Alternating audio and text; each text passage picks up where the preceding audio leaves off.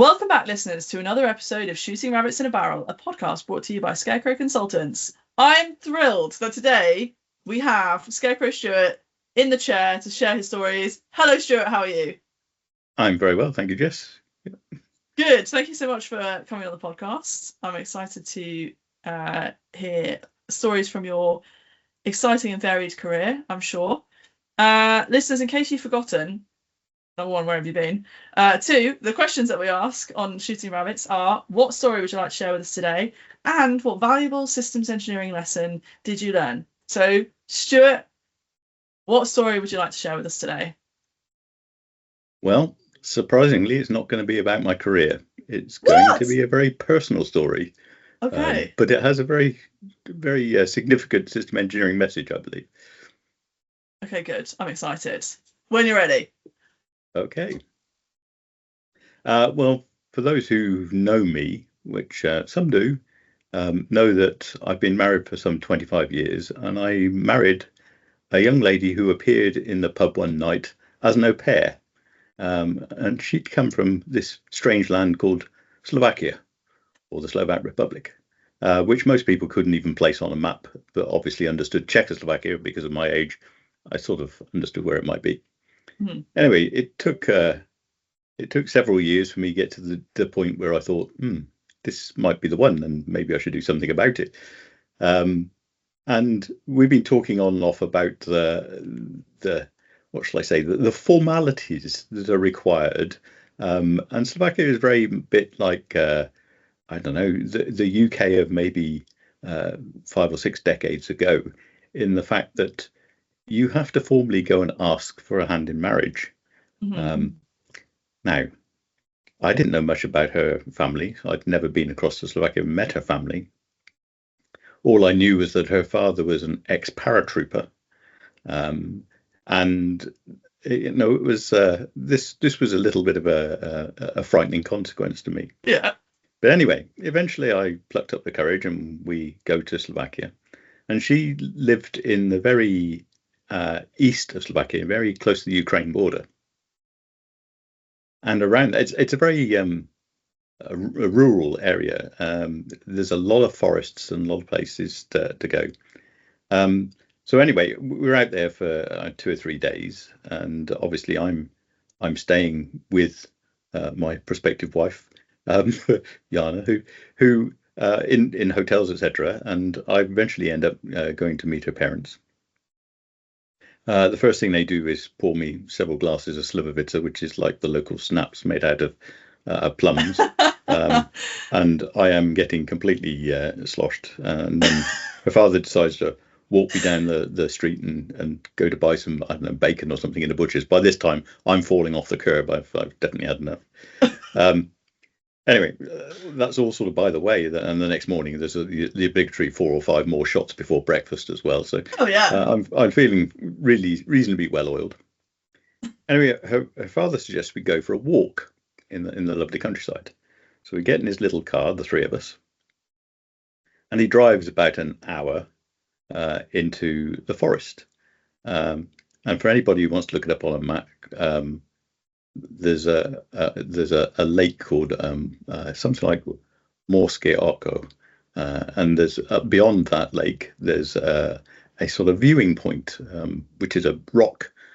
So anyway, we go. We walk into this forest, and I mean this is quite a trek. We've already driven into the forest and parked the car.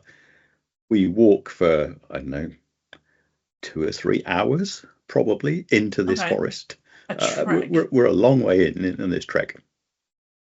And we eventually climb up this hill and get to a rock, and the rock's got a very rusty set of railings attached to the rock.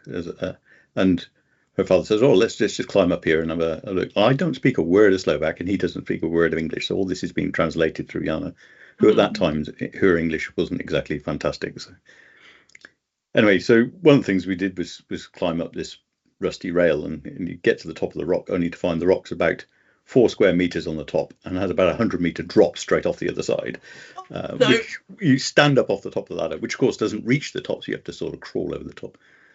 It's a bit scary, quite honestly. Yeah. So anyway, we did that little exercise and came back down. And we're still wandering around in the forest. And unfortunately, Anna gets caught short, so decides that she needs to go away into the bushes somewhere and relieve herself, which is fine. But I'm left with her father. So I'm sort of worried. I've been told about having to do all this formality about asking for a hand, and I haven't done this yet. And yet clearly, I'm staying with his daughter, so this is not an easy situation to be in. Anyway, he's a big bear of a guy. I mean, he may have been an ex-paratrooper, but now he's almost like a Russian bear. This guy is 20 plus stone. He could, and 6 foot odd tall. He could make mincemeat of me in no trouble. So he faffs around in his pack and then turns round, and in his hand he's holding a .22 automatic.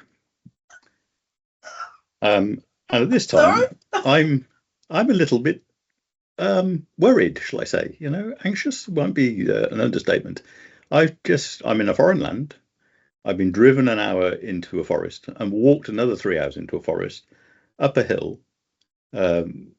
My prospective wife has disappeared, and my prospective father-in-law has just drawn a gun on me.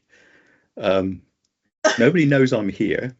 I haven't told my family I've gone over because they don't know that I've gone over to propose. So This was all going to be a bit of a sort of excitement. And luckily the day gets saved because Yana reappears. Right. Okay. And she finds me absolutely petrified. Unsurprisingly, in the UK, people don't generally draw guns on you in the middle of a forest. So she talks to her dad and tells him to put it away. And it's not until much later, and when my knees have stopped trembling and we've walked out of the forest and we're alone, I find out what's going on. And apparently, her father used to run a small shop, and he used to be responsible for the cash at the end of the day. So that enabled him to have a license for a gun. Mm-hmm. So he had a license to carry a gun, basically. But he was very proud of the fact that he had a license to carry a gun. So he used to carry the gun practically everywhere.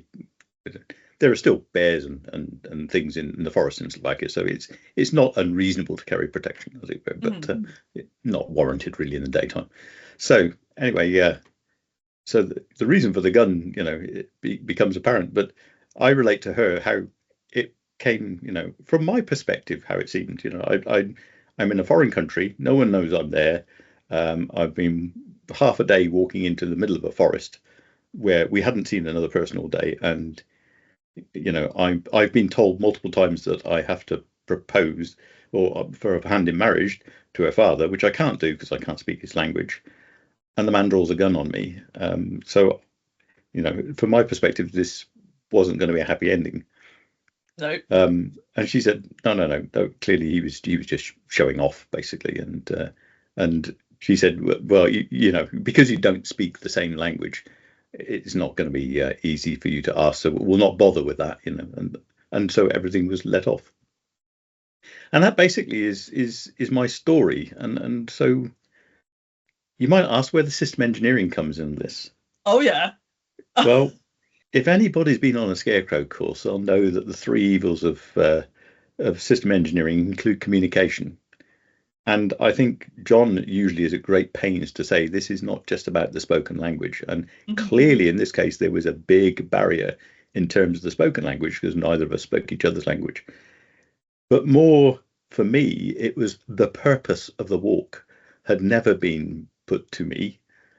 So I thought we were just out for a gentle walk.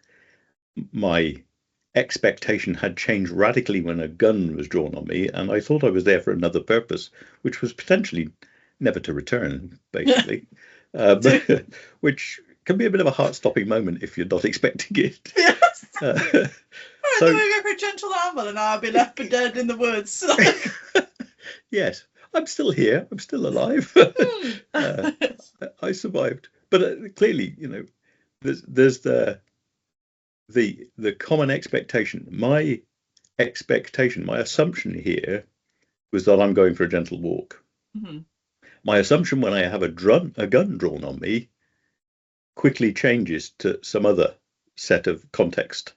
From her father's perspective, his context was, oh, he's out for a walk, he's carrying a gun for protection, and he just wants to show me his gun. Yeah. Very big difference in contextual information, and that communication failed miserably. So Yes. just beware. My heart is racing. Obviously, we know this have a happy ending because you got married, you've been married for 25 years, and everything is lovely. But yes, oh my goodness. Okay, I'm glad you're all right, Stuart. We say this a lot because, and especially on the training courses, and I genuinely for a minute there thought you were going to say, anybody who's sat a Scarecrow training course knows that at some point John brings his gun out. No, just to confirm, he may have a cowboy hat, he does not have a gun, to my knowledge. So, not even cowboy boots. But anyway, we say you ask everybody in a room to define the word function or something, and you will get, I don't know, 10 different answers. And it's the same with then perception and what people understand from it and what people go in with their goals or their aims or what they think they're going to achieve. It happens all the time. It's rife. It's such a good example with a gun in the woods, but it also is happening every single day in every engineering project we have. And that's why, I mean, so many elements of model-based systems engineering are really important because it's visual, you can see it, you've defined your language, you've defined what we refer to as an ontology, and then you hopefully, but it's not like we never make these mistakes again, is it, Stuart? But at least we've got, something in there.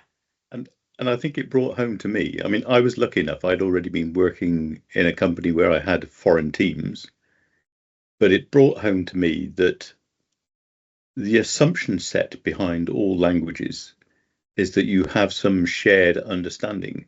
So you don't bother going to the detail of some things because you make an assumption about having a shared understanding of what things mean. And sometimes that can be very dangerous. Yeah. Especially if it's a cultural difference, that can be very dangerous. Oh, absolutely. Yeah. All sorts of miscommunications. Yes, for sure. Well, I'm thrilled you were not left for dead in the woods. Thank you for sharing a very valuable, a fundamental lesson with us. And I'm pleased to finally have you in the Shooting Rabbits chair. So Stuart, thank you so much for joining us. It's been wonderful to have you. Listeners, if you'd like to get involved, you can email us at rabbits@scarecrowconsultants.co.uk and you can share your story and have us on the edge. I'm worried for your safety and learning valuable lessons from you in equal measure. So thank you very much, listeners. Thank you, Stuart. We will see you again next time. Thank you. Bye. Bye.